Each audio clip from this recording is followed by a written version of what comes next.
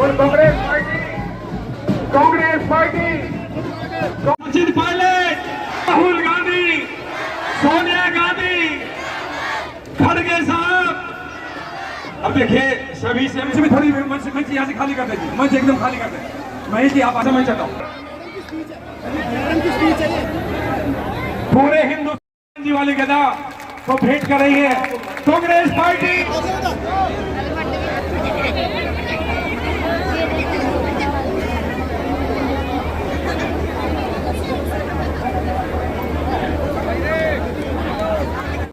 अब मंच पे जो आगे पीछे हो रहा था वो इसलिए हो रहा था कि गांव में यहाँ दही दूध पे बहुत जोर है और सब हट्टे कट्टे यहाँ गांव वाले सारे पहलवान अब एक माला पहनाए और एक साथ आए। तो ये जो जोश है गांव का और आप सबका स्नेह और जो प्यार है उसके लिए मैं आपका बहुत आभारी हूँ। आपने इतने उत्साह के साथ इतने गर्मजोशी से हम सबका स्वागत किया, उसके लिए मैं आपका आभार व्यक्त करता हूँ। और मैं धन्यवाद देना चाहता हूँ अनीता जी का कि आपके चुनाव प्रचार के बहाने मुझे इन सब लोगों के दर्शन करने का मौका मिल गया, आपसे आशीर्वाद लेने का मौका मिला।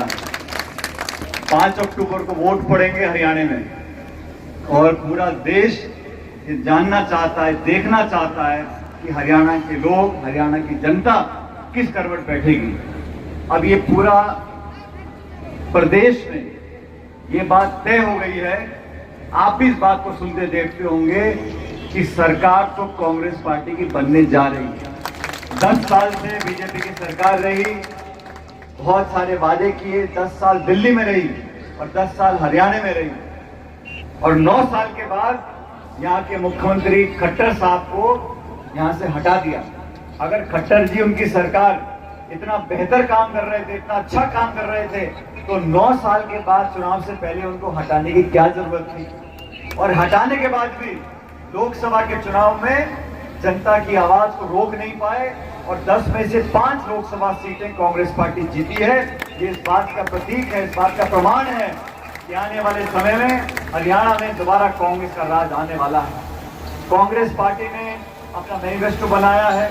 हम लोगों ने लोकसभा चुनाव में भी इस बात को रखा कि किसान को उसकी फसल का दाम मिलना चाहिए, एमएसपी पे कानून बनना चाहिए। बीजेपी ने 3 काले कानून बनाए और सैकड़ों किसानों की जान जब चली गई उसके बाद ये वापस किए 3 काले कानून। ये मंडियां बंद करना चाहते हैं, सरकार की खरीद बंद करना चाहते हैं, खाद में, बीज में, बिजली में, पानी में जो लागत आती है किसान की उस पर सरकार का ध्यान नहीं है।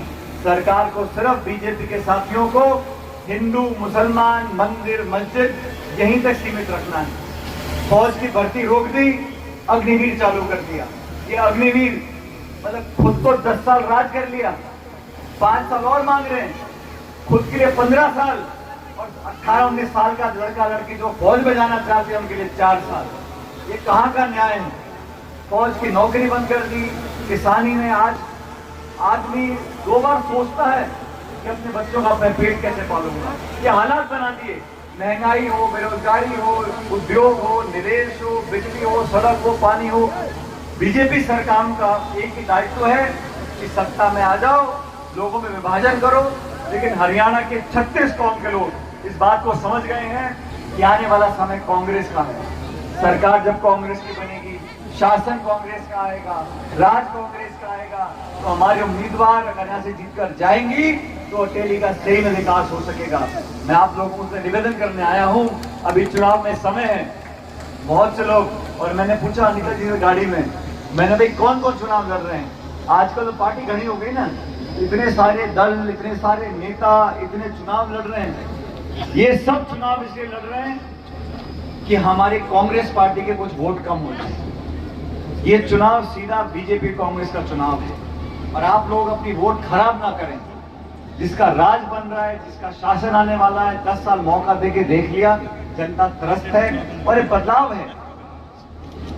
ये इस राजनीति की एक हकीकत है कि बदलाव होने जा रहा है। जब 8 तारीख को मतगणना होगी तो भारी बहुमत के साथ हरियाणा में कांग्रेस का शासन आने वाला है। इसलिए मैं आपसे निवेदन करता हूँ, आप अनीता जी ने कहा ये चुनाव सिर्फ अनीता जी दोबारा विधानसभा चली जाए इस बात का नहीं।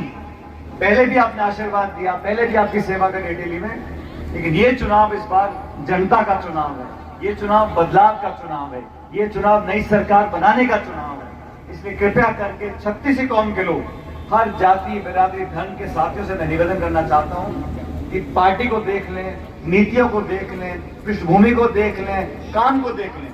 10 साल सरकार कांग्रेस की रही, फिर 10 साल जनता ने बीजेपी को मौका दिया। दोनों के दोनों कार्यकाल को आप देख लो, किस कार्यकाल में आपको, जनता को, किसान को लगा कि मेरी सरकार है। आज यहाँ कितने मंत्री हैं, कितने संतरी को जानता नहीं। ध्रुवीकरण कर धर्म के नाम पर वोट लेकर सरकार बनाना अलग है, लेकिन सत्ता में बैठकर किसान की सुध लेना, नौजवान को नौकरी देना, ये करना मुश्किल काम है। ये बदलाव होने जा रहा है। और आज मैं धन्यवाद देता हूं खड़गे साहब का, राहुल गांधी जी का, कि हम सब ने मिलकर दोबारा अनिता जी को यहाँ संविधान बनाया है, आपके भरोसे पर बनाया है। इसलिए कृपया करके आसपास के क्षेत्र के सब लोगों से मेरे मौका दोगे तो सरकार में अहम भूमिका निभाने जा रही हैं और आपके आशीर्वाद से जीतकर जाएंगी तो आपके क्षेत्र में सभी तरह का विकास के जो काम अब तक नहीं हो पाए हैं उन सब कामों को करेंगे।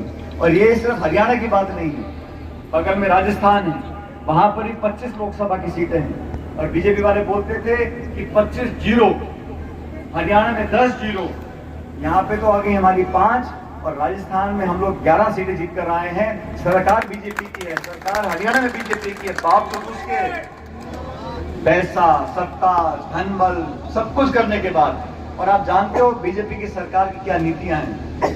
ये ऐसे लोग हैं, विपक्ष के नेताओं को दबाव में लाने के लिए तमाम एजेंसी का दुरुपयोग कर रहे हैं। इनकम टैक्स को, ईडी को, सीबीआई का तमाम दुरुपयोग करके विपक्ष के नेताओं के चरित्र को हनन कर उनकी छवि को खराब कर ये लोग इस प्रकार की राजनीति करना चाहते हैं। हम लोग भी सरकार में रहे, कभी आपने सुना कि मनमोहन सिंह जी के समय ऐसी बात उठी हो कि संविधान में संशोधन हो जाएगा, हमारे दलित भाई बहनों का आरक्षण से खिलवाड़ होगा? ये जो भ्रम पैदा हुआ है ये इसलिए हुआ है कि भाजपा की सोच है कि संविधान में बदल दो। ये 400 पार का राग क्यों लाभ रहे थे? भाई सरकार बनाने के लिए 272 चाहिए लोकसभा में सांसद, इनको 400 क्यों चाहिए थे? क्योंकि ये चाहते थे कि कुछ ना कुछ ऐसा खेल खेलें कि आरक्षण और संविधान में जो अम्बेडकर साहब ने संविधान बनाया था उसमें छेड़छाड़ करना चाहते थे। इसीलिए हमको सचेत रहना है। देश में लोकतंत्र जरूरी है, देश की जमहूरियत में यहाँ पे जनता का विश्वास है। ये तानाशाही, घमंड, ये अड़ियलपना, आपस में टकराव करा देना, लोगों को झगड़ा करवा देना, तनाव पैदा करना, ये हमारे लिए अच्छी बात नहीं है। जहाँ अमन होगा, प्यार मोहब्बत चैन होगा, वहीं खुशहाली आएगी, वहीं विकास होगा। आप कितना विकास करा लो और गांव में झगड़े हो गए, लाठियां चल गई, झगड़े हो गए, प्यार मोहब्बत खत्म हो गया तो विकास किसी काम का नहीं, नौकरी किसी काम की नहीं। इसलिए अमन, चैन, प्यार, मोहब्बत, भाईचारा, अपनापन, ये हमारे हजारों सालों के संस्कार, इतिहास हैं। इसी को हमें आगे लेकर चलना है। और ये लोग धर्म के नाम पर, जाति के नाम पर लोगों का वोट लेना चाहते हैं। 36 कौम के लोग हैं। 130 साल से कांग्रेस पार्टी इस देश में दबा का निशान पर अनिता जी को जिताकर भेजे ताकि विधानसभा जीत के आप लोग इस बदलाव का हिस्सा बने। चुनाव आ गया और बन चुका है, कोई झुकला नहीं सकता। चुनाव कांग्रेस की है। 10 साल के भाजपा के शासन से लोग हो चुके हैं, बदलाव चाहते हैं और प्रचंड बहुमत के साथ कांग्रेस पार्टी की सरकार बनने जा रही है। भारतीय जनता पार्टी की कोशिश कर रही है। 9 साल के बाद उन्होंने अपना मुख्यमंत्री बदला। अगर इतना अच्छा काम हो रहा था क्या जरूरत है बदलाव करने की? और जो केंद्र की सरकार है और राज्य की सरकार है, दोनों डबल इंजन है, उसके बावजूद भी लोग आज परेशान हैं। किसान ट्राई कर रहा है, नौजवान भटक रहे हैं। मुझे लग रहा है बदलाव होगा। हमारी सहमत के साथ उनको सरकार हरियाणा में लाने पायलट साहब बाइक चल रही है तो उसको लेकर एक सवाल ये है कि तुम्हारी शैलजा जो है वो मंच पर नहीं आ रही है, उसको लेकर के भाजपा ने एक नैरेटिव बनाया कि दलित नेता का अपमान कर रही है कांग्रेस। बीजेपी को अपने पार्टी की चिंता करनी चाहिए, उनको अपने भविष्य को देखना पड़ेगा। राजस्थान और पूरे उत्तर भारत में लोकसभा चुनाव हुए थे, वहाँ कांग्रेस का प्रदर्शन बहुत बेहतर रहा। मैं मानता हूँ सारे नेता एकजुटता से काम कर रहे हैं, सबने योगदान दिया है और आज जो कांग्रेस पक्ष माहौल बना है वो सबके योगदान से बना है। सारे नेता ऊपर से नीचे तक एकजुट हैं और हम लोग अच्छे बहुमत के साथ सरकार बनाएंगे। भारतीय जनता पार्टी कितनी भी कोशिश कर हमारी शैलजा प्रचार में नहीं दिख रही है, ऐसे मुद्दा बना रहे हैं। नैरेटिव आ रहा है कि वो बीजेपी में जा सकती है, बीजेपी में जाने की बात भी आ रही है। ये सारी बातें जो हैं ये सिर्फ ध्यान भटकाने की बातें हैं। मुद्दा ये है कि 5 तारीख को ऐतिहासिक हार बीजेपी की होने वाली है, उससे बौखला के ये तरह की बातें फैला रहे हैं।